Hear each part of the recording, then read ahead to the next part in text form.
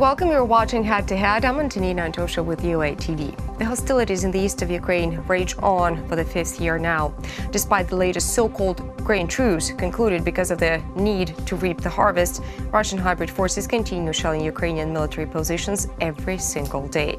But let's imagine that one day the war ends and the Russian-backed troops will withdraw. What happens next? How do we integrate the currently occupied territories back to the mainland Ukraine? How will people from different sides of the front line react? The recent polls provide answers for these questions. To discuss them, we're joined in the studio today by Oleksiy Matsuka. He's the chairman of the Donetsk Institute of Information NGO. Hello, and thank you for joining us. Yes, hello. So let's talk about those polls, those recent polls. What kind of results do they show? Yes, you know that we launched new initiative groups that unite Ukrainian analytic think tanks and journalists, media representatives, and name it Kalmius Group, because Kalmius is the name river, yes, between Mariupol and Donetsk city. Both cities, it's Donbas, Ukraine, and other, but they divided now, separate each other, and one city live under the pressure from Russia Federation. So we want to express our attitude to Ukrainian unity and want to return Donetsk city under the Ukrainian legislative. And according to a survey that Kalmius Group provided last month, we saw that all Ukrainians in all Ukrainian macro regions, they united around the idea that people who live in uncontrolled territory during this for even 5 years, they are now Ukrainians and they want to return then, I mean Ukrainians and big Ukraine, they want to return then they to big Ukraine in the big country.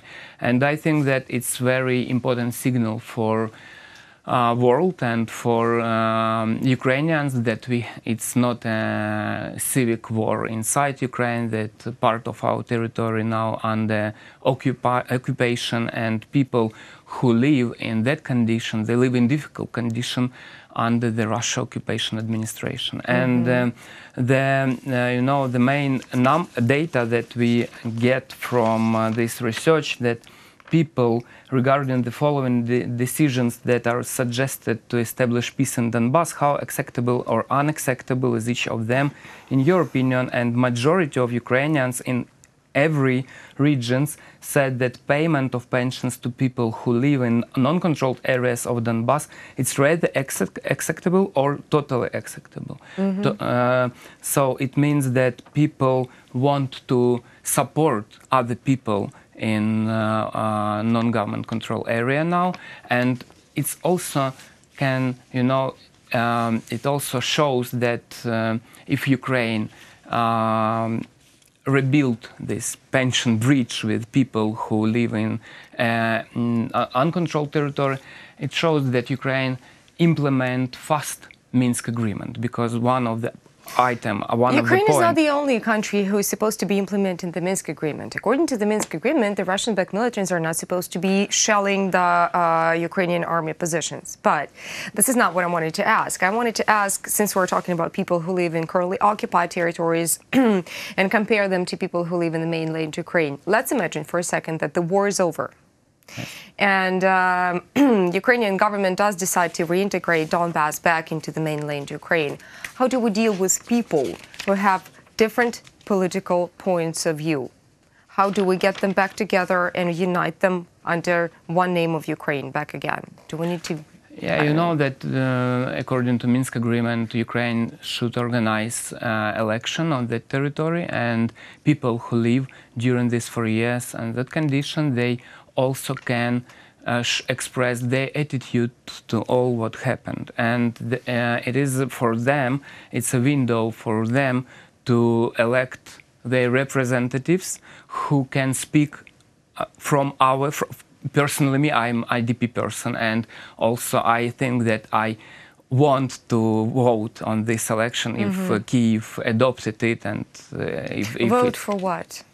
For local representatives from Donbas region who can speak from voices people that territory.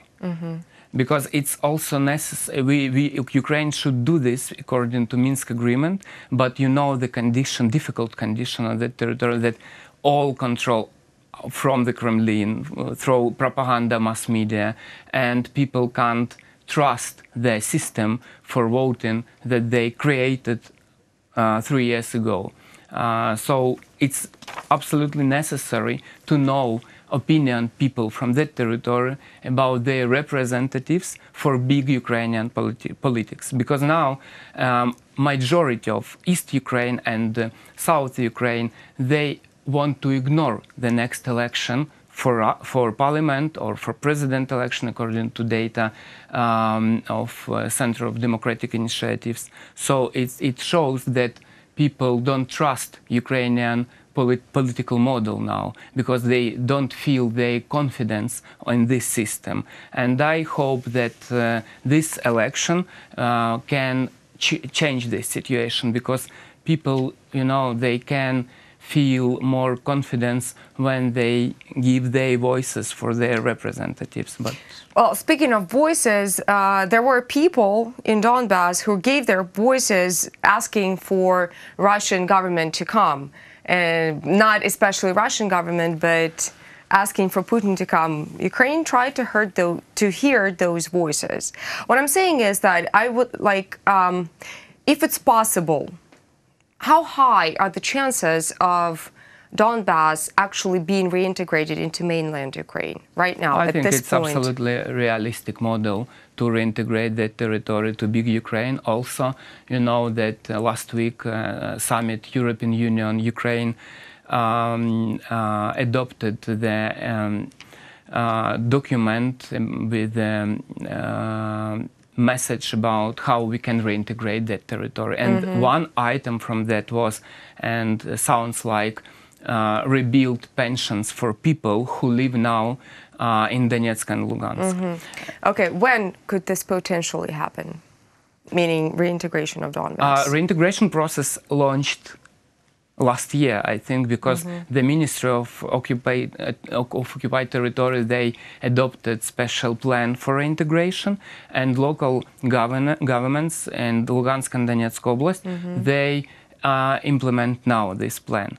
It means where do they get the money from? Who allocates the money for this process? It's not a cheap process. It's not easy. Yeah. Ukraine's been spending money to support the armed forces of Ukraine to protect us from the reintegration process means that Ukraine government can open more windows on the checkpoints, for example, for check documents and ID papers for people who go from occupied territory to Ukrainian part.